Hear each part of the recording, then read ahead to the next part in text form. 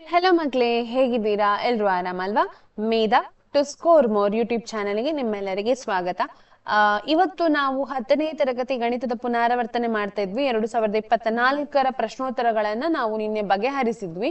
2025ರದು ಕಳೆದ ವರ್ಷದ ನಾವು ಪ್ರಶ್ನೋತ್ತರಗಳನ್ನ ಬಗೆಹರಿಸ್ತಾ ಇದ್ವಿ. ಹಾಗೆ ಅಲ್ಲಿ 1 ಮಾರ್ಕಿನ ಪ್ರಶ್ನೆಗಳನ್ನ ನಾವು ಇಷ್ಟರ ತನಕ ಮಾಡಿದ್ದೇವೆ. ಇವತ್ತು ನಾವು 2 ಮಾರ್ಕಿನ ಪ್ರಶ್ನೋತ್ತರಗಳನ್ನ ಬಗೆಹರಿಸುವ. ಹಾಗಾಗಿ ನಾವು ಡೈರೆಕ್ಟ್ ಈಗ ಕ್ವೆಶ್ಚನ್ ಪೇಪರ್ಗೆ ಹೋಗುವ. ಸೊ ಕ್ವೆಶ್ಚನ್ ಪೇಪರ್ ಅಲ್ಲಿ ಏನಿದೆ ಅನ್ನೋದನ್ನ ನೋಡೋದಾದ್ರೆ, ನಾವಿವತ್ತು 2 ಮಾರ್ಕಿನ ಪ್ರಶ್ನೋತ್ತರಗಳನ್ನ ಬಗೆಹರಿಸ್ತಾ ಇದ್ದೇವೆ. 14 ಪ್ರಶ್ನೆಗಳನ್ನ ಮಾಡಿದ್ದೇವೆ. 16 ಪ್ರಶ್ನೆಗಳನ್ನ ಬಗೆಹರಿಸಿದ್ದೇವೆ. ಇವತ್ತು 17ನೆಯ ಪ್ರಶ್ನೆಯನ್ನ ಮಾಡ್ಲಿಕ್ಕಿದ್ದೇವೆ. ಸೊ 17ನೆಯ ಪ್ರಶ್ನೆ ನಿಮ್ಮ ಮುಂದೆ ಈಗ ಕಾಣ್ತಾ ಇರಬಹುದು. 2 ಮಾರ್ಕಿನ 8 ಪ್ರಶ್ನೆಗಳು ಇರ್ತದೆ ನಿಮ್ಮ ಕ್ವೆಶ್ಚನ್ ಪೇಪರ್ ಅಲ್ಲಿ. ಸೊ ಮೊದಲಿಗಿರುವ ಪ್ರಶ್ನೆ, 3 ಪ್ಲಸ್ ವರ್ಗಮೂಲ 5 ಒಂದು ಅಭಾಗಲಬ್ಧ ಸಂಖ್ಯೆ ಎಂದು ಸಾಧಿಸಿ ಅಂತ ಕೊಟ್ಟಿದ್ದಾರೆ. ಇಂತಹ ಟೈಪಿನ ಪ್ರಶ್ನೆಗಳು ತುಂಬಾ ಬರ್ತದೆ ಪ್ರತಿ ಕ್ವೆಶ್ಚನ್ ಪೇಪರ್ ಅಲ್ಲಿ. ಇದು ಇರುವ ಕಾರಣ ಅಂದ್ರೆ ಇದು ಏನಾಗಿರ್ತದೆ, ಇಂಪಾರ್ಟೆಂಟ್ ಅಂತ ಅನಿಸ್ತದೆ. ಸೊ ಮೂರನೇ ಇದು ಯಾವುದು,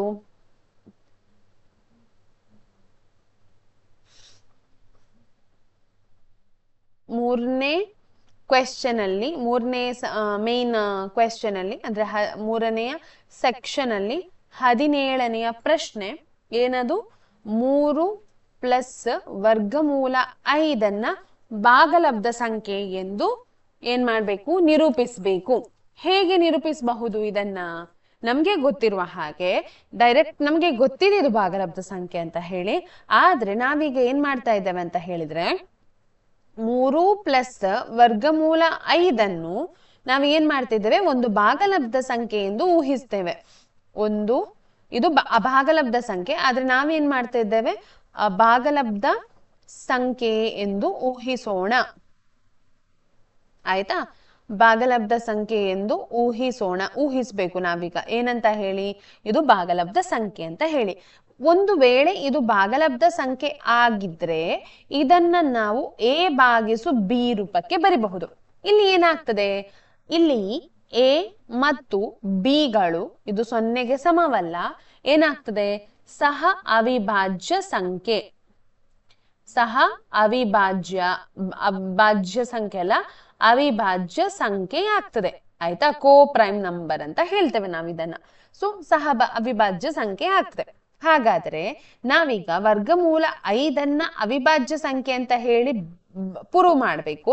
ಅದಕ್ಕೆ ನಾನು ಏನ್ ಮಾಡ್ತಾ ಇದ್ದೇನೆ ಅಂತ ಹೇಳಿದ್ರೆ, ಈ 3 ಈ ಬದಿಗೆ ಕಳಿಸ್ತೇನೆ. 1 ಸೆಕೆಂಡ್. 3 ನಾನು ಏನ್ ಮಾಡ್ತೇನೆ, ಈ ಬದಿಗೆ ಕಳಿಸ್ತೇನೆ. ಎಲ್ಲಿ a ಭಾಗಿಸು b ಉಂಟಲ್ಲ, ಸೊ ಇದನ್ನ a ಭಾಗಿಸು b ಅಲ್ಲೇ ಇದೆ. 3 ಈಚೆಗೆ ಬರುವಾಗ -3 ಆಗ್ತದೆ. ಇದನ್ನ ನಾನು ಲಸ ತೆಗೆದಾಗ ಏನಾಗ್ತದೆ, ವರ್ಗಮೂಲ 5 ಅಂದರೆ ಏನ್ ಬರ್ತದೆ, a -3b ಭಾಗಿಸು b ಅಂತ ಹೇಳಿ ನಮಗೆ ಉತ್ತರ ಬರ್ತದೆ.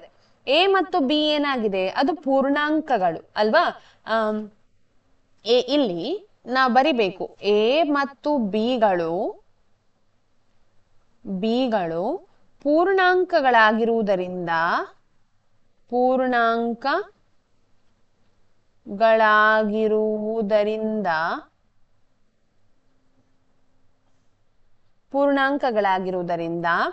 a -3b ಭಾಗಿಸು b ಏನಿದೆ ನೋಡಿ, ಇದು ಭಾಜ್ಯ ಸಂಖ್ಯೆ ಅಥವಾ ಇದು ಭಾಗಲಬ್ಧ ಸಂಖ್ಯೆ ಆಗಿದೆ. ಭಾಗಲಬ್ಧ ಸಂಖ್ಯೆ ಆಯ್ತಾ? ಪೂರ್ಣಾಂಕಗಳು ಯಾವಾಗಲೂ ಭಾಗವಾಗಿ ಹೋಗ್ತದೆ. ಆದರೆ ನಮಗೆ ಗೊತ್ತಿರುವ ಪ್ರಕಾರ, ಆದರೆ ವರ್ಗಮೂಲ 5 ಇದೇನಾಗಿದೆ, ಇದು ಅಭಾಗಲಬ್ಧ ಸಂಖ್ಯೆಯಾಗಿದೆ. ಅಭಾಗಲಬ್ಧ ಸಂಖ್ಯೆಯಾಗಿದೆ. ಆದ್ರಿಂದ ಏನಾಗ್ತದೆ, ಹಾಗೆಯೇ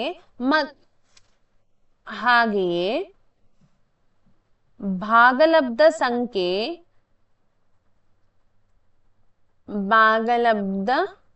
ಸಂಖ್ಯೆ ಎಂಬ ಸತ್ಯ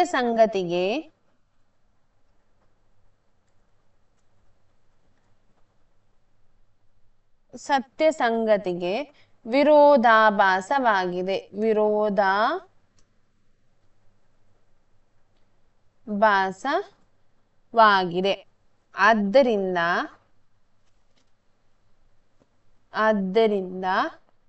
3 ಪ್ಲಸ್ ವರ್ಗಮೂಲ 5 ಇದು ಅಭಾಗಲಬ್ಧ ಸಂಖ್ಯೆ. ಅಭಾಗಲಬ್ಧ ಸಂಖ್ಯೆ ಅಲ್ವಾ? 3 ಪ್ಲಸ್ 5 ಅಭಾಗಲಬ್ಧ ಸಂಖ್ಯೆ ಆಯ್ತು. ಇದರ ಪ್ರೂವ್ ಆಯ್ತು. ಈಗ 18ನೆಯ ಪ್ರಶ್ನೆಗೆ ನಾವೀಗ ಹೋಗ್ಬೇಕು. ಅದಷ್ಟೇ ಮಕ್ಕಳೇ, ಇದಿಷ್ಟೇ. ಸೊ ನೆಕ್ಸ್ಟ್ ಪ್ರಶ್ನೆಗೆ ಹೋಗೋಣ. 18ನೇ ಪ್ರಶ್ನೆಗೆ ಹೋಗೋಣ. 18ನೇ ಪ್ರಶ್ನೆ ಏನಿದೆ ಅಂತ ನೋಡೋಣ. ಸಂಯುಕ್ತ ಸಂಖ್ಯೆ ಎಂದರೇನು? 23 ಮತ್ತು 24 ಇವುಗಳಲ್ಲಿ ಸಂಯುಕ್ತ ಸಂಖ್ಯೆ ಯಾವುದು ಎಂದು ಕೇಳಿದ್ದಾರೆ. ಈಗ ನಾವು ಸಂಯುಕ್ತ ಸಂಖ್ಯೆ ಎಂದರೇನು ಅಂತ ಹೇಳಿ ಬರಿಬೇಕು. ನೋಡಿ, ಸಂಯುಕ್ತ ಸಂಖ್ಯೆ ಎಂದರೇನು? ನೋಡಿ, ಸಂಯುಕ್ತ ಸಂಖ್ಯೆ ಎಂದರೆ ಏನು ಗೊತ್ತಾ? ಎರಡಕ್ಕಿಂತ ಹೆಚ್ಚು ಅಪವರ್ತನಗಳನ್ನ ಹೊಂದಿದ್ದರೆ ಅದನ್ನ ಸಂಯುಕ್ತ ಸಂಖ್ಯೆಗಳು ಅಂತ ಹೇಳ್ತೇವೆ. ಸೊ ನಾನಿಲ್ಲಿ ಬರಿತೇನೆ ಸಂಯುಕ್ತ ಸಂಖ್ಯೆ.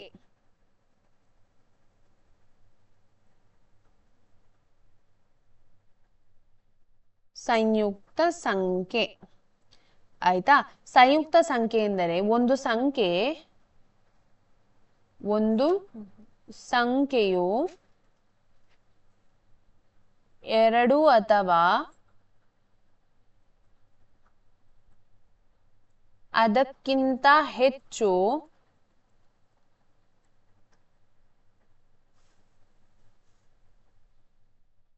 ಅಪವರ್ತನಗಳನ್ನು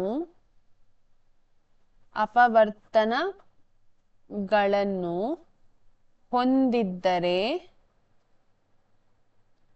ಅದನ್ನು ಸಂಯುಕ್ತ ಸಂಖ್ಯೆ ಎನ್ನುವರು. ಸಂಯುಕ್ತ ಸಂಖ್ಯೆ ಎನ್ನುವರು. 23 ಮತ್ತು 24ರಲ್ಲಿ ಯಾವುದು ಸಂಯುಕ್ತ ಸಂಖ್ಯೆ ಅಂತ ಕೇಳಿದ್ದಾರೆ. 23ರ ಅಪವರ್ತನ ಯಾವುದೆಲ್ಲ? 1 ಮತ್ತು ಅದೇ ಸಂಖ್ಯೆ. ಆದ್ರೆ 24ರ ಅಪವರ್ತನ ಯಾವುದೆಲ್ಲ? 1ರಿಂದ ಭಾಗವಾಗಿ ಹೋಗ್ತದೆ, 2ರಿಂದ ಭಾಗವಾಗಿ ಹೋಗ್ತದೆ, 3ರಿಂದ ಹೋಗ್ತದೆ, 6ರಿಂದ ಹೋಗ್ತದೆ, 8ರಿಂದ ಹೋಗ್ತದೆ, ಹಾಗೆಯೇ 12ರಿಂದ ಭಾಗ ಆಗಿ ಹೋಗ್ತದೆ, 24ರಿಂದ ಭಾಗ ಆಗಿ ಹೋಗ್ತದೆ. ಹಾಗಾದ್ರೆ ಈ ಎರಡು ಸಂಖ್ಯೆಗಳಲ್ಲಿ ಹೆಚ್ಚು ಅಪವರ್ತನ ಯಾವುದಕ್ಕಿದೆ? 24ಗೆ ಇದೆ. ಹಾಗಾಗಿ 24 ಒಂದು ಸಂಯುಕ್ತ ಸಂಖ್ಯೆ. ಸಂಯುಕ್ತ ಸಂಖ್ಯೆಯಾಗಿದೆ. ಕಾರಣ ಏನು? ಹೆಚ್ಚು ಅಪವರ್ತನಗಳನ್ನು ಹೊಂದಿದೆ ಅಂತ ಹೇಳಿ ಬರಿಬಹುದು. ಸೊ ನೆಕ್ಸ್ಟ್ ಪ್ರಶ್ನೆಗೆ ಹೋಗುವ. ಇಷ್ಟು ಸಾಕು ಅಂತ ಹೇಳಿ ಭಾವಿಸ್ತೇನೆ. ನೆಕ್ಸ್ಟ್ ಪ್ರಶ್ನೆಗೆ ಹೋಗುವ. ಈಗ ನೆಕ್ಸ್ಟ್ ಪ್ರಶ್ನೆ ಏನಿದೆ ಅನ್ನೋದನ್ನ ನೋಡುವ. ನೆಕ್ಸ್ಟ್ ಪ್ರಶ್ನೆಯನ್ನ ನೋಡುವ. ನೋಡಿ, ಇಲ್ಲಿ ನೆಕ್ಸ್ಟ್ ಪ್ರಶ್ನೆ 18ನೆಯ ಅಥವಾ ಪ್ರಶ್ನೆ 18ನೇದು ಅದು ಅಥವಾ ಇದು ಬರೀಲಿಕ್ಕೆ. ಅಂಕಗಣಿತದ ಮೂಲ ಪ್ರಮೇಯವನ್ನ ನಿರೂಪಿಸಿ 7 ಮತ್ತು 3 ಮಾತ್ರ ಅವಿಭಾಜ್ಯ ಅಪವರ್ತನಗಳಾಗಿ ಹೊಂದಿರುವ ಸಂಯುಕ್ತ ಸಂಖ್ಯೆಯನ್ನು ಬರೆಯಿರಿ ಅಂತ ಹೇಳಿ ಕೊಟ್ಟಿದ್ದಾರೆ. ಈಗ ನಾವು ಅಂಕಗಣಿತದ ಮೂಲ ಪ್ರಮೇಯವನ್ನ ನಿರೂಪಿಸಬೇಕು. ಆಯ್ತಾ? ಸೊ ನಾವೀಗ ಏನ್ ಮಾಡ್ಬೇಕು ಅಂತ ಹೇಳಿದ್ರೆ 19ನೇ ಪ್ರಶ್ನೆಗೆ ಹೋಗೋಣ. 19ನೇ ಪ್ರಶ್ನೆಯ ಅಂಕಗಣಿತದ ಮೂಲ ಪ್ರಮೇಯದ ನಿರೂಪಣೆ ಹೀಗಿದೆ. ಪ್ರಮೇಯ ಅಂತ ಹೇಳಿ ಬರಿತೇನೆ. ಪ್ರಮೇಯದ ನಿರೂಪಣೆ ಹೀಗಿದೆ. ಪ್ರತಿಯೊಂದು ಸಂಯುಕ್ತ ಸಂಖ್ಯೆಯು ಪ್ರತಿಯೊಂದು ಸಂಯುಕ್ತ ಸಂಖ್ಯೆಯನ್ನು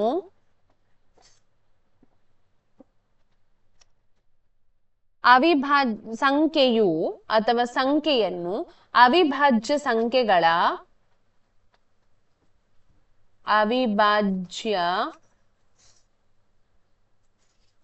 ಸಂಖ್ಯೆಗಳ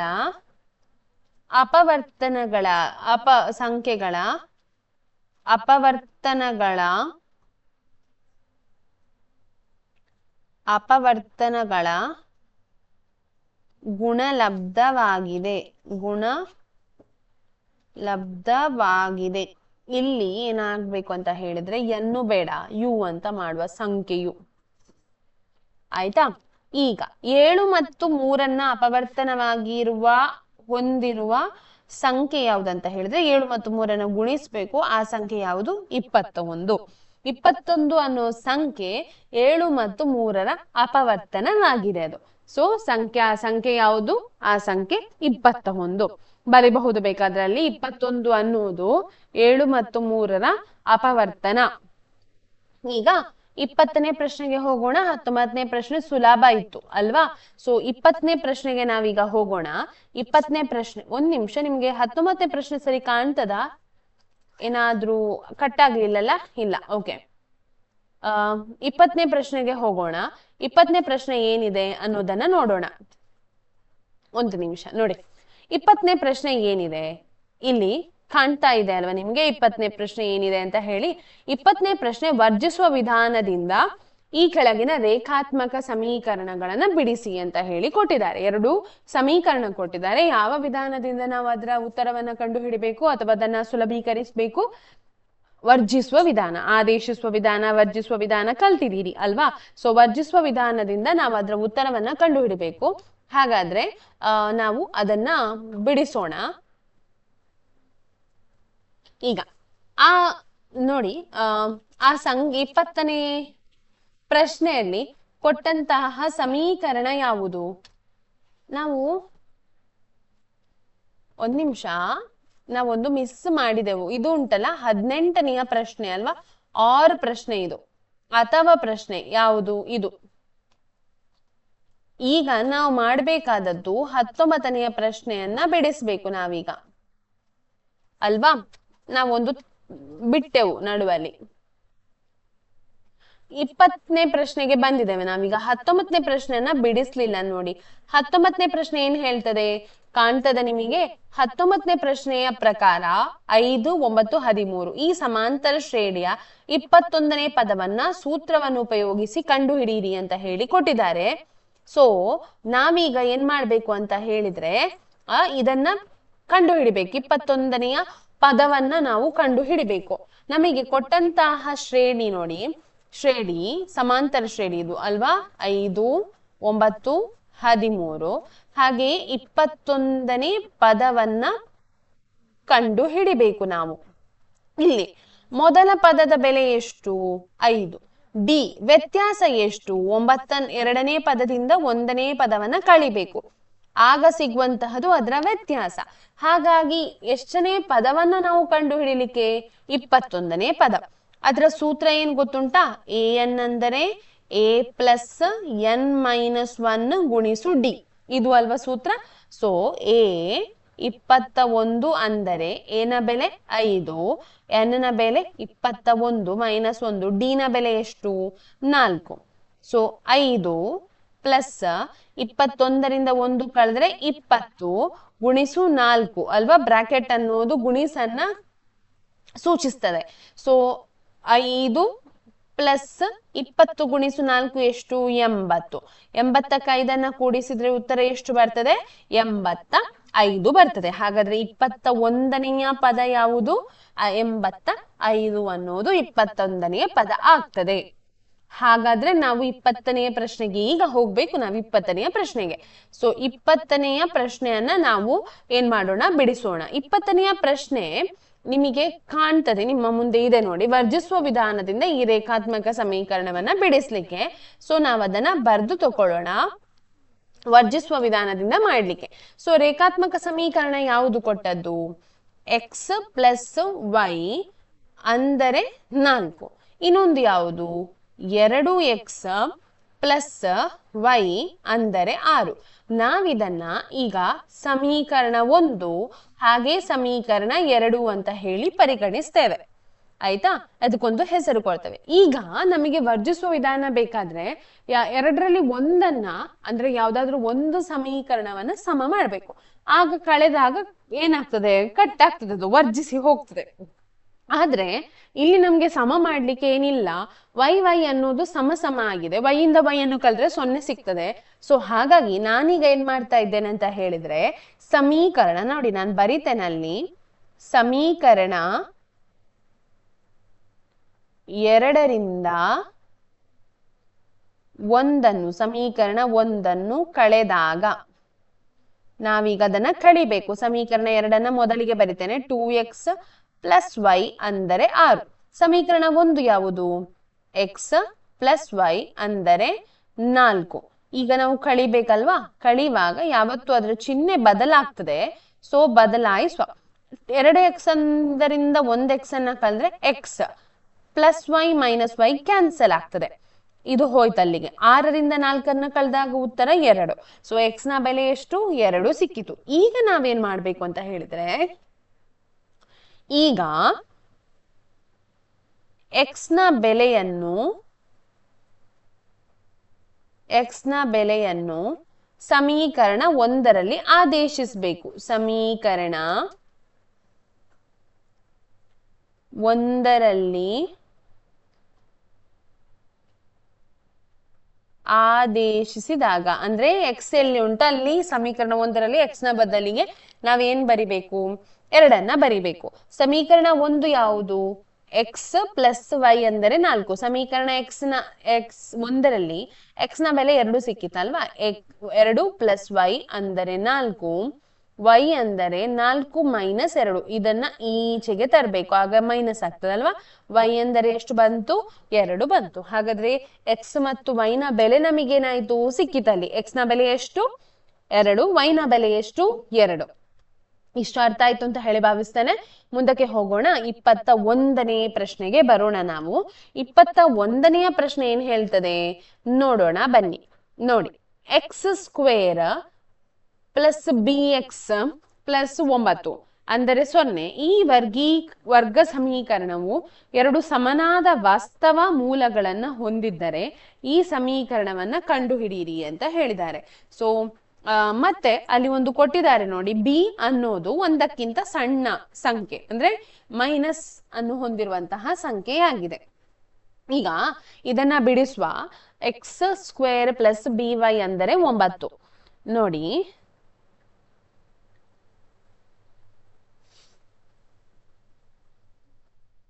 21ನೆಯ ಪ್ರಶ್ನೆ ಇದು.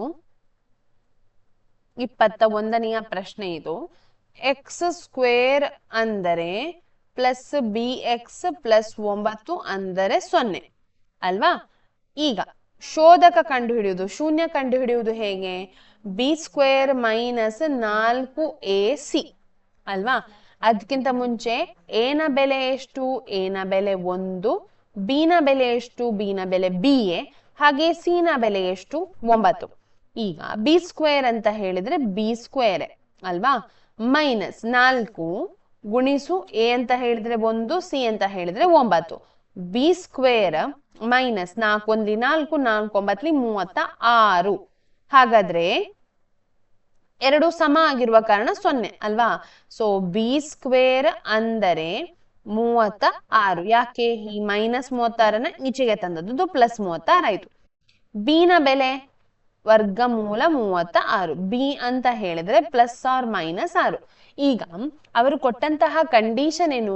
ಬಿಯು 0ಗಿಂತ ಸಣ್ಣದು. ಹಾಗಾದ್ರೆ ಬಿ ನ ಬೆಲೆ ಪ್ಲಸ್ ತಗೊಳ್ಬೇಕಾ ಮೈನಸ್ ತಗೊಳ್ಬೇಕಾ? ಬಿ ನ ಬೆಲೆಯನ್ನು ನಾವು -6 ಅಂತ ಹೇಳಿ ತಗೊಳ್ಬೇಕು. ಇದನ್ನ ಸಮೀಕರಣಕ್ಕೆ ಆದೇಶಿಸುವುದು ಹೇಗೆ? x² ಪ್ಲಸ್ ಅಲ್ಲ ಮೈನಸ್. ಯಾಕೆ? ಬಿ ನ ಬೆಲೆ ಮೈನಸ್ 6x ಪ್ಲಸ್ 9 ಅಂದರೆ 0. ಇದು ಸಮೀಕರಣ ಆಯ್ತಾ? 21ನೆಯ ಪ್ರಶ್ನೆ ಅದು. ನೆಕ್ಸ್ಟ್ ನಾವು 22ನೇ ಪ್ರಶ್ನೆಗೆ ಬರೋಣ. 22ನೇ ಪ್ರಶ್ನೆ ಏನ್ ಹೇಳ್ತದೆ ಅದನ್ನ ಒಮ್ಮೆ ನೋಡೋಣ. ಓಕೆ, 22ನೇ ಪ್ರಶ್ನೆ ನೋಡಿ. ಎ ಅನ್ನೋದೊಂದು ಬಿಂದು 1,-3 ಮತ್ತು ಬಿ 8,5 ಈ ಬಿಂದುಗಳನ್ನು ಸೇರಿಸುವ ರೇಖಾಖಂಡವನ್ನು ಆಂತರಿಕವಾಗಿ 3:1 ಅನುಪಾತದಲ್ಲಿ ವಿಭಾಗಿಸುವ ಬಿಂದುವಿನ ನಿರ್ದೇಶಾಂಕಗಳನ್ನ ಕಂಡುಹಿಡಿಯಿರಿ. ಈಗ ನಾವು ಅದರ ನಿರ್ದೇಶಾಂಕಗಳನ್ನ ಕಂಡು ಹಿಡಿಬೇಕು. ಯಾವುದ್ರದ್ದು? ಒಂದು ಬಿಂದು, ಆ ಬಿಂದು ಎ ಮತ್ತು ಬಿ ಅನ್ನೋ ರೇಖಾಖಂಡವನ್ನ ಛೇದಿಸ್ತದೆ. ಎಷ್ಟರ ಅನುಪಾತದಲ್ಲಿ? 3:1 ಅನುಪಾತದಲ್ಲಿ. 1 ಸೆಕೆಂಡು. ಈಗ ನಾವು ಕೊಟ್ಟಂತಹ ಬಿಂದುವಿನ ಇದನ್ನ ಬರೆಯೋಣ. ಅಲ್ಲಿ ಎ ಅನ್ನೋದು ಕೊಟ್ಟಿದ್ದಾರೆ ಎಷ್ಟು? 1,-3. ಹಾಗೆ ಬಿ ಕೊಟ್ಟಿದ್ದಾರೆ ಎಷ್ಟು? 8,5. ಅಲ್ವಾ? ಹಾಗೆ m/n ಕೊಟ್ಟಿದ್ದಾರೆ. ಎಷ್ಟದು? 3:1. ನಾವೀಗ ಯಾವ ಸೂತ್ರವನ್ನ ಹಾಕ್ಬೇಕಿಲ್ಲಿ? ಅದಕ್ಕಿಂತ ಮುಂಚೆ ನಾವು x ಮತ್ತು y ಅನ್ನ ತಕೊಳ್ಬೇಕಲ್ವಾ? ಇದು x1, ಇದು y1, ಇದು x2, ಇದು y2. ಆಯ್ತಾ? ಈಗ ನಮಗೆ ಸೂತ್ರ ಗೊತ್ತಿದೆ. ಯಾವ ಸೂತ್ರ ಅದು? mx2 plus nx1 by m plus n, ಕೊಮ m y2 plus n y1 plus m plus n, ಕೊಮ ಈಗ m ನ ಬೆಲೆ ಎಷ್ಟು? 3. 3 ಗುಣಿಸು x2 ನ ಬೆಲೆ 8 ಬರ್ದೆ, ಪ್ಲಸ್ n ನ ಬೆಲೆ ಎಷ್ಟು? 1. x1 ನ ಬೆಲೆ ಎಷ್ಟು? 1. ಭಾಗಿಸು m plus n, 3 plus 1, ಕೊಮ m y2, m ಅಂತ ಹೇಳಿದ್ರೆ 3, y2 ಎಷ್ಟು? 5, ಪ್ಲಸ್ n ಹೇಳಿದ್ರೆ 1, y1 ಎಷ್ಟು? -3, ಭಾಗಿಸು 3 ಪ್ಲಸ್ 1. 3 ಎಂಟ್ಲಿ ಎಷ್ಟು? 24. 24 ಪ್ಲಸ್ 1 25. 25 4ರಿಂದ ಭಾಗಿಸ್ಲಿಕ್ಕೆ ಆಗುವುದಿಲ್ಲ. ಇದಷ್ಟೇ. ಇದು ಗೊತ್ತಾಯ್ತಾ ಹೇಗೆ ಅಂತ ಹೇಳಿ? 25,4 ಬಂದದ್ದು. 1 ನಿಮಿಷ ನೋಡಿ. 24 ಪ್ಲಸ್ 1 ಭಾಗಿಸು 4, ಇದು 25/4 ಬರ್ತದೆ. 15 ಪ್ಲಸ್ 1 ಗುಣಿಸು -3 ಹೇಳಿದ್ರೆ -3 ಭಾಗಿಸು 4, ಇದೆಷ್ಟಾಗ್ತದೆ? 15 -3 ಭಾಗಿಸು 4 ಅಂದರೆ 12/4 ಆಗ್ತದೆ. 4 1 4 3, ಸೊ ಇನ್ನೊಂದು ಬಿಂದು ಎಷ್ಟಾಗ್ತದೆ? 25/4 ಮತ್ತೆ 3 ಅನ್ನೋದು ಯಾವುದು?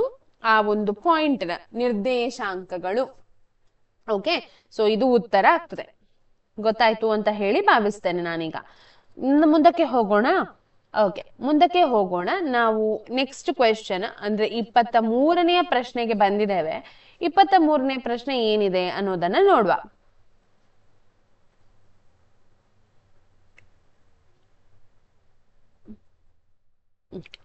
ಇಪ್ಪತ್ತ 23ನೇ ಪ್ರಶ್ನೆ ನೋಡಿ. ಚಿತ್ರದಲ್ಲಿ O ಕೇಂದ್ರವಾಗುಳ್ಳ ವೃತ್ತಕ್ಕೆ P ಬಿಂದುವಿನಲ್ಲಿ XY ಸ್ಪರ್ಶಕವನ್ನು ಎಳೆಯಲಾಗಿದೆ. Q XY ಮೇಲಿನ ಒಂದು ಬಿಂದು ಆಗಿದೆ. OQ ದೊಡ್ಡದು ಯಾವುದಕ್ಕಿಂತ? OP ಗಿಂತ ಎಂದು ತೋರಿಸಿ ಅಂತ ಹೇಳಿದ್ದಾರೆ. ಸೊ ಈಗ ಇದನ್ನ ನಾವೇನ್ ಮಾಡ್ಬೇಕು? ಸಾಧಿಸುವಂತಹ ಒಂದು ಲೆಕ್ಕ ಇದು. ಸೊ ಹಾಗಾದ್ರೆ ತಡ ಮಾಡೋದು ಬೇಡ, 23ನೇ ಪ್ರಶ್ನೆಗೆ ಬರೋಣ. 23ನೇಯ ಪ್ರಶ್ನೆ ನೋಡಿ. ಸೊ ನಾನೀಗೊಂದು ಸಣ್ಣ ಚಿತ್ರ ಇಲ್ಲಿ ಮಾಡ್ತೇನೆ. ಇದು ಕೊಟ್ಟಂತಹ ಚಿತ್ರ P, ಇದು ಸ್ಪರ್ಶಕ ಅಲ್ವಾ? X ಅನ್ನೋ ಒಂದು ಬಿಂದು, ಹಾಗೆ Y ಅನ್ನೋ ಒಂದು ಸ್ಪರ್ಶಕ, ಇದು Q, ಇದು P. ಓಕೆ, ಈಗ ನಮಗೆ ಗೊತ್ತಿದೆ OP O ಕೇಂದ್ರವುಳ್ಳ ವೃತ್ತದ ತ್ರಿಜ್ಯ ಅಲ್ವಾ? ಸೊ ನಾನು ಬರಿತೇನೆ. OP ಯು O ಕೇಂದ್ರವುಳ್ಳ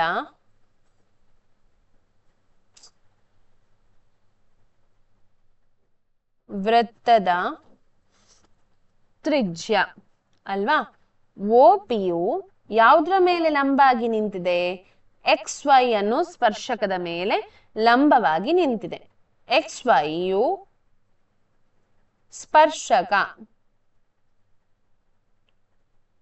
ಸ್ಪರ್ಶಕವಾಗಿದೆ ಅಲ್ವಾ? ಅದು ಯಾವ ಬಿಂದುವಿನಲ್ಲಿ ಆ ವೃತ್ತವನ್ನ ಛೇದಿಸ್ತದೆ? P ಬಿಂದುವಿನಲ್ಲಿ. ಈಗ OP ಯು XY ಮೇಲೆ ಎಳೆದ ರೇಖೆಯಾಗಿದ್ದು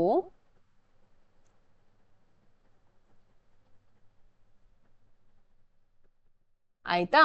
ಅತ್ಯಂತ ಕನಿಷ್ಠ ದೂರದ್ದಾಗಿದೆ, ಅಂದ್ರೆ ಅತ್ಯಂತ ಸಣ್ಣ ರೇಖೆ ಇದು. ಅತ್ಯಂತ ಸಣ್ಣ ರೇಖೆ ಆಯ್ತಾ? ಮತ್ತೆ ಬೇರೆ ಯಾವುದೇ ಬಿಂದುವಿನಲ್ಲಿ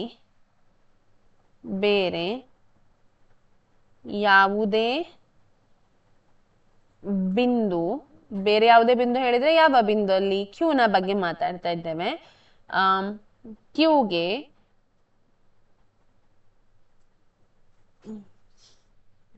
ಕ್ಯೂಗೆ ಸ್ಪರ್ಶಕದಲ್ಲಿ ಎಳೆದರೆ ಕ್ಯೂ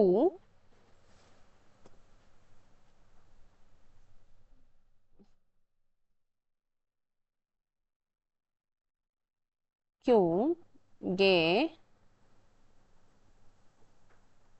ಕೇಂದ್ರದಿಂದ ಗೆರೆ ಎಳೆದಾಗ ಇದು ವೃತ್ತದಿಂದ ಹೊರಗಿರ್ತದೆ ಅಲ್ವಾ, ವೃತ್ತದಿಂದ ಹೊರಗುಳಿಯುತ್ತದೆ. ಆದ್ದರಿಂದ ನಾವೇನ್ ಹೇಳ್ಬಹುದು, ಇದು ವೃತ್ತದಿಂದ ಹೊರಗೆ ಬರುವ ಕಾರಣ ಆದ್ದರಿಂದ OPಯು ಯಾವುದಕ್ಕಿಂತ OQಗಿಂತ ಸಣ್ಣ ರೇಖೆ ಅಂತ ಹೇಳಬಹುದು. ಆಯ್ತಾ, ಇದು 23ನೆಯ ಪ್ರಶ್ನೆಯ ಒಂದು ಸಾಧಿಸುವಿಕೆ. ನಾವೀಗ 24ನೇ ಪ್ರಶ್ನೆಗೆ ಹೋಗ್ತಾ ಇದ್ದೇವೆ. ಕೊನೆಯ 2 ಮಾರ್ಕಿನ ಪ್ರಶ್ನೆ ಆಗಿದೆ ಅದು. ಸೊ ಇಲ್ಲಿಗೆ ಇವತ್ತಿನ ತರಗತಿಯನ್ನ ನಾನು ಮುಗಿಸ್ತೇನೆ, ಮತ್ತೆ ಸೊ ನಾಳೆ ಕಂಟಿನ್ಯೂ ಮಾಡುವ. ಈಗ 24ನೆಯ ಪ್ರಶ್ನೆ ನೋಡಿ ಮಕ್ಕಳೇ, 24ನೆಯ ಪ್ರಶ್ನೆ ನೋಡಿ ಒಮ್ಮೆ.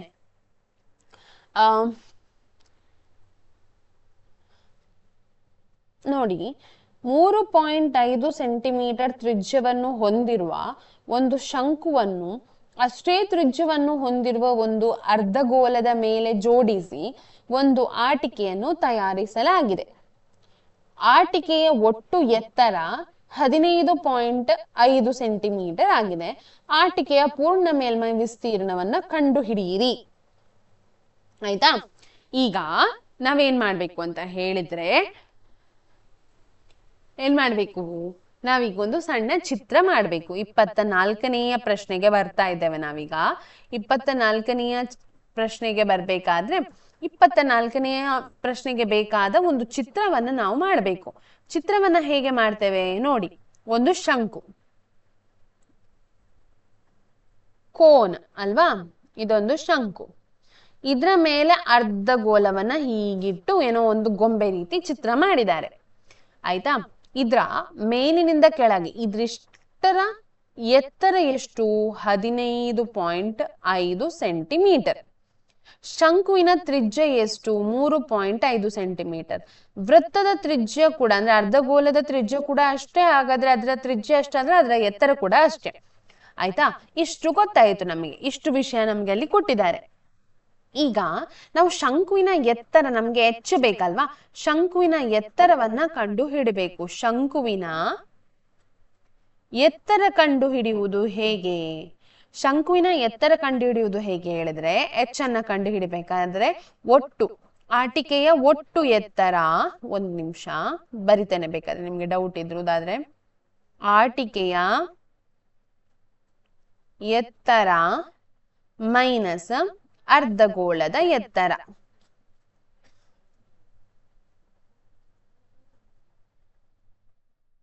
ಎತ್ತರ ಎಷ್ಟು? 15.5ರಿಂದ 3.5 ತೆಗಿಬೇಕು ಅಲ್ವಾ. ಆಗ ಎಷ್ಟು ಸಿಕ್ಕಿತ್ತು ನಮಗೆ? 12 ಸೆಂಟಿಮೀಟರ್ ಸಿಗ್ತದೆ. ಇದು ಯಾವುದರ ಎತ್ತರ? ಶಂಕುವಿನ ಎತ್ತರ. ಶಂಕುವಿನ ಪೂರ್ಣ ಮೇಲ್ಮೈ ವಿಸ್ತೀರ್ಣ ಬೇಕಾದ್ರೆ ನಮ್ಗೆ ಸ್ಲಾಂಟ್ ಹೈಟ್ ಬೇಕು, ಅಂದ್ರೆ ಎಲ್ ಬೇಕು, ಇದು ಬೇಕು ಅಲ್ವಾ. ಸ್ಲಾಂಟ್ ಹೈಟ್ ಗೆ ಕನ್ನಡದಲ್ಲಿ ಏನು ಹೇಳ್ತಾರೆ ಅಂತ ಹೇಳಿ ನನಗೆ ಕಮೆಂಟ್ ಮಾಡಿ ಹೇಳಿ ಆಯ್ತಾ.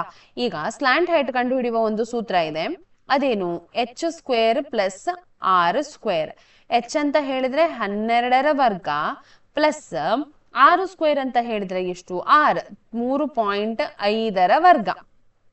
ಆಯ್ತಾ, r ಅಂತ ಹೇಳಿದ್ರೆ ತ್ರಿಜ್ಯ, ಅದರ ವರ್ಗಮೂಲ. 12ರ ವರ್ಗ 144, ಹಾಗೆಯೇ 3.5ರ ವರ್ಗ ಎಷ್ಟು ಅಂತ ಹೇಳಿದ್ರೆ 12.25 ಬರ್ತದೆ.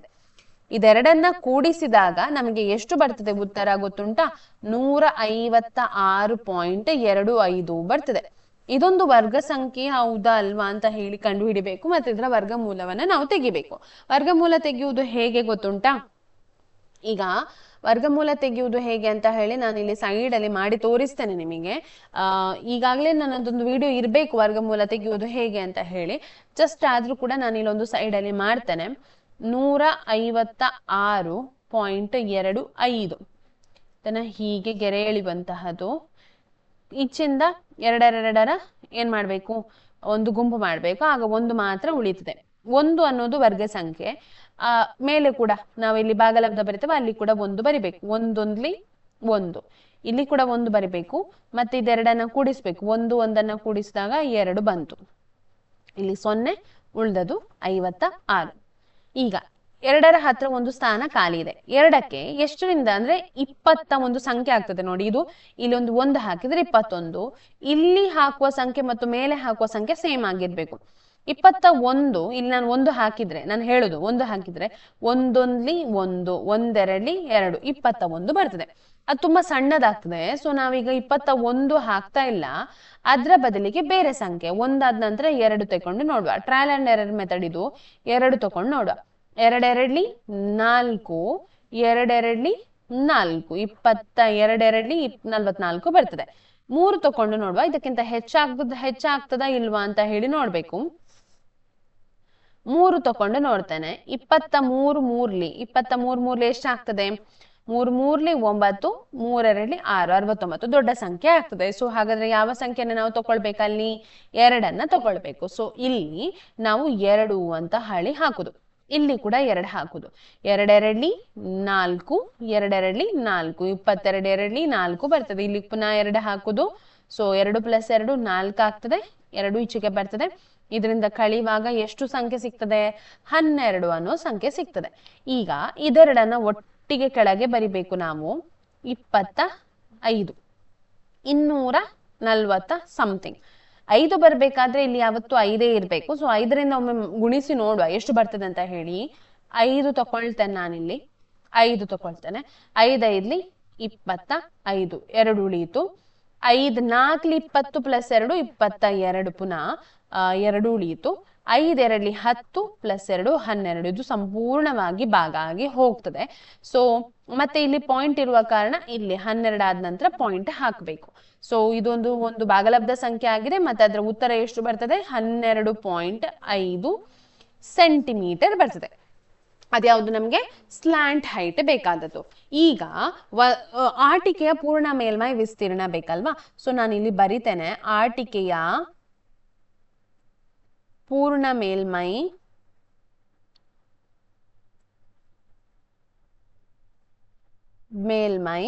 ವಿಸ್ತೀರ್ಣ. ಪೂರ್ಣ ಮೇಲ್ಮೈ ವಿಸ್ತೀರ್ಣ ಹೇಗೆ?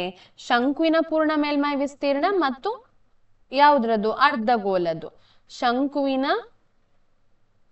ಪೂರ್ಣ ಮೇಲ್ಮೈ ವಿಸ್ತೀರ್ಣ ಪ್ಲಸ್ ಅರ್ಧಗೋಲದ ಪೂರ್ಣ ಮೇಲ್ಮೈ ವಿಸ್ತೀರ್ಣ. ಆಯ್ತಾ? ನಾನಲ್ಲಿ ಜಾಗ ಎಲ್ಲ ಹೇಳಿ ಈಚೆಗೆ ಬರೀತಿದ್ದೇನೆ. ಶಂಕುವಿನ ಪೂರ್ಣ ಮೇಲ್ಮೈ ವಿಸ್ತೀರ್ಣ πr/l ಪ್ಲಸ್ ಅರ್ಧಗೋಲದ ಪೂರ್ಣ ಮೇಲ್ಮೈ ವಿಸ್ತೀರ್ಣ ಎಷ್ಟು? 2πr². ಓಕೆ, ಈಗ ನಾವೇನ್ ಮಾಡ್ಬೇಕು ಅಂತ ಹೇಳಿದ್ರೆ ನೋಡಿ, ನಾನು ಆಗ ಮಾಡಿದ ಇದು ಕಾಣ್ತಾ ಉಂಟಲ್ಲ ನಿಮಗೆ? ಓಕೆ, ಇಲ್ಲಿ ಮಿಸ್ ಆಗ್ಲಿಲ್ಲಲ್ಲ. ಈಗ ಏನ್ ಮಾಡ್ಬೇಕು ಅಂತ ಹೇಳಿದ್ರೆ ಪೈ ಅಂತ ಹೇಳಿದ್ರೆ ಎಷ್ಟು? 22/7 ಅಲ್ವಾ? ಆರ್ ಹೇಳಿದ್ರೆ 3.5, ಎಲ್ ಹೇಳಿದ್ರೆ 12.5 ಪ್ಲಸ್ 2 ಗುಣಿಸು ಪೈ 22/7. ಆರ್ ಅಂತ ಹೇಳಿದ್ರೆ 3.5 ಗುಣಿಸು 3.5. ಇಲ್ಲಿ ನೋಡಿ 3.5 ಕಾಮನ್, 22/7 22/7 ಕಾಮನ್. ಸೊ ಅದನ್ನೆರಡನ್ನ ನಾನು ಹೊರಗೆ ತೆಗಿತೇನೆ. ಹೇಗೆ? 22/7 ಗುಣಿಸು 3.5 ಹೊರಗೆ ತೆಗೆದೆ. ಹಾಗಾದ್ರೆ ಇಲ್ಲಿ ಉಳ್ದದ್ದು ಯಾವುದು? ಈಗ ಈ ಒಂದು ಪದದಲ್ಲಿ ಉಳ್ದದ್ದು ಯಾವುದು? 12.5 ಪ್ಲಸ್ ಇಲ್ಲಿ 2 ಉಳಿದಿದೆ, ಮತ್ತೆ 3.5 ಉಳಿದಿದೆ ಅಲ್ವಾ? ಸೊ 3.5 ಉಳ್ದದಲ್ಲಿ 2 ಗುಣಿಸು 3.5 ಅಂತ ಹೇಳಿದ್ರೆ 7 ಆಗ್ತದೆ. ಡೈರೆಕ್ಟ್ ಅಲ್ಲ 70 2 ಗುಣಿಸ್ಲಿ 35 ಅಂತ ಹೇಳಿದ್ರೆ 70 7.2 ಆಗ್ತದೆ. ಈಗ ಇದನ್ನೆರಡನ್ನ ಕೂಡಿಸುವ ನಾವು.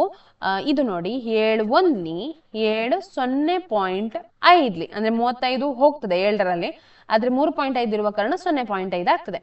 22ರ ಗುಣಿಸು 0.5 ಅಂತ ಹೇಳಿದ್ರೆ 22ರ ಅರ್ಧ ಎಷ್ಟು 11. ಈಗ ಬ್ರಾಕೆಟ್ 12.7 ಸಾರಿ 12.5 ಪ್ಲಸ್ 7 12 ಪ್ಲಸ್ 7 ಎಷ್ಟು 19 19.5 ಬರ್ತದೆ. ಈಗ ಎರಡನ್ನ ಗುಣಿಸಿ ನೋಡೋಣ ಉತ್ತರ ಎಷ್ಟು ಬರ್ತದೆ. ನಾನು ಬ್ಲಾಕ್ ಇಂಕ್ ಅಲ್ಲಿ ಮಾಡ್ತೇನೆ. ಸೊ 19.5 ಗುಣಿಸು 11 ಅಂತ ಹೇಳಿದ್ರೆ 1 5 5 19 19 ಇಷ್ಟು ಬರ್ತದೆ 5 4 ಬರ್ತದೆ ಅಲ್ವಾ ಅಲ್ಲ ಹೌದು. ಅನಂತರ ಎಷ್ಟು 11 ಬರ್ತದೆ 2. ಸೊ ಉತ್ತರ ಎಷ್ಟು ಬರ್ತದೆ 214.5 ಸೆಂಟಿಮೀಟರ್ ಸ್ಕ್ವೇರ್ ಬರ್ತದೆ. ಇದಿಷ್ಟು ಉತ್ತರ ಅದ್ರದ್ದು ಆಯ್ತಾ. ಯಾವ್ದ್ರದ್ದು 24ನೆಯ ಪ್ರಶ್ನೆಯ ಉತ್ತರ. ಈಗ ನಿಮಗೆ ಒಂದು ಹೋಮ್ವರ್ಕ್ ಇದೆ. ಯಾವ ಹೋಮ್ವರ್ಕ್ ಏನಂತ ಹೇಳಿದ್ರೆ ಅಲ್ಲಿ ಅಥವಾ ಪ್ರಶ್ನೆ ಇದೆ. ಒಂದು ಗೋಲದ ಘನಫಲವನ್ನ ಕೊಟ್ಟಿದ್ದಾರೆ, ನಾವು ಅದರ ಮೇಲ್ಮೈ ವಿಸ್ತೀರ್ಣವನ್ನ ಕಂಡು ಹಿಡಿಬೇಕು. ಘನಫಲದ ಸೂತ್ರದಿಂದ ಆರನ್ನ ಕಂಡು ಹಿಡಿದು ಮತ್ತೆ ಅದರ ಮೇಲ್ಮೈ ವಿಸ್ತೀರ್ಣ ಕಂಡು ಹಿಡಿಬೇಕು ನೀವು. ಸೊ ಇದು ನಿಮಗೆ ಹೋಮ್ವರ್ಕ್, ಇದು ಮಾಡ್ಬೇಕು ನೀವು, ಅರ್ಥ ಆಯ್ತಾ. ಸೊ ಇದು ಮಾಡಿ ನೀವು ಮಾಡ್ಬೇಕು, ಮತ್ತೆ ನಂಗೆ ಉತ್ತರವನ್ನ ಕಮೆಂಟ್ ಮೂಲಕ ತಿಳಿಸ್ಬೇಕು. ನಾನು ಅದನ್ನ ಮಾಡುದಿಲ್ಲ, ಓಕೆನಾ. ಸೊ ಇವತ್ತಿನ ತರಗತಿಯಲ್ಲಿ ಇದಿಷ್ಟೇ. ನಿಮ್ಗೆ ಗೊತ್ತಿರಬಹುದು. ವಿಡಿಯೋ ಇಷ್ಟ ಆಗಿದ್ರೆ ನೀವೇನ್ ಮಾಡ್ಬೇಕು, ಲೈಕ್ ಮಾಡ್ಬೇಕು, ಚಾನೆಲ್ ಅನ್ನ ಸಬ್ಸ್ಕ್ರೈಬ್ ಮಾಡ್ಬೇಕು, ಹಾಗೆ ನಿಮ್ಮ ಫ್ರೆಂಡ್ಸ್ ಎಲ್ಲರಿಗೆ ಇದನ್ನ ಶೇರ್ ಮಾಡ್ಬೇಕು. ಸೊ ಅವರಿಗೆ ಕೂಡ ಸ್ಟಡಿ ಮಾಡ್ಲಿಕ್ಕೆ ಹೆಲ್ಪ್ ಆಗ್ತದೆ. ಸೊ ಇದನ್ನ ಈ ಪುನರಾವರ್ತನೆಯ ಕ್ಲಾಸ್ ಅನ್ನ ಇನ್ನು ಮುಂದುವರಿಸುವ ಅಂತ ಹೇಳ್ತಾ ಇವತ್ತಿನ ತರಗತಿಯಲ್ಲಿ ಇದಿಷ್ಟೇ. ಎಲ್ಲರಿಗೂ ಧನ್ಯವಾದಗಳನ್ನ ಹೇಳ್ತಾ ಇವತ್ತಿನ ತರಗತಿಯನ್ನ ಮುಗಿಸ್ತಾ ಇದ್ದೇನೆ. ಬಾಯ್ ಬಾಯ್.